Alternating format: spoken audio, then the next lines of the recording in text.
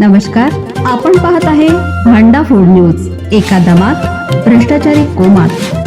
Social media, कर्जबाजारी, गुन्हेगारी, सट्टेबाजी, चोरी, मटका, जुगार, दारू, सावकारशाही, न्यायाच्या प्रतीक्षेत प्रशासन. भांडा फूड न्यूज. एका दमात भ्रष्टाचारी कोमात. कोल्हापूरहून ताजी खबर आली असतानाच आता सांगलीतील गोवा बनावटीची 6 लाखांची दारू जप्त. उत्पादन शुल्कच्या मिरज विभागानं मिरज पंढरपूर रोडवरील मिरजेजवळ होत असलेल्या गोवा बनावट मद्याच्या तस्करीवर छापा टाकून सुमारे 5,80,000 रुपयांची अवैध दारू पकडली. या प्रकरणी चौघांना अटक करण्यात आली. 2 वाहनं जप्त करण्यात आली. सोलापूर जिल्ह्यातील एका अड्ड्यावर छापा टाकून तेथील अवैध दारू व इतर साहित्य जप्त करण्यात आलं.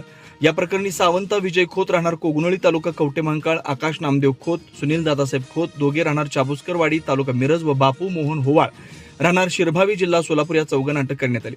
उत्पादन शुल्क विभागाचे अधीक्षक प्रदीप पोटे यांच्या मार्गदर्शनाखालील मिरज कार्यालयातील पथकाला मिळालेल्या माहितीनुसार गुरुवारी सकाळी मिरज पंढरपूर रोडवरील मिरजेजवळ छापा टाकून कार क्रमांक MH14GS 4209 पकडण्यात आली.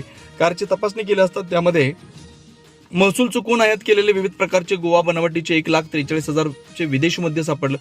या गुन्ह्यात 3 मोबाईल वाहनासह एकूण 11,78,500 रुपयांचा मुद्देमाल जप्त करण्यात आला. हे मद्य कुठून आणलं याची चौकशी केली असता सोलापूर जिल्ह्यातील शिरभावी तालुका सांगोला येथून हे मद्य आणल्याचं निष्पन्न झालं.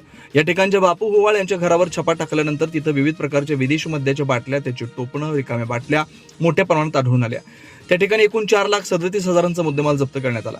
या दोन्ही छाप्यांमध्ये चौघांना अटक करण्यात आली. यामध्ये वाहनासह 16,15,500 रुपयांचा मुद्देमाल जप्त करण्यात आला.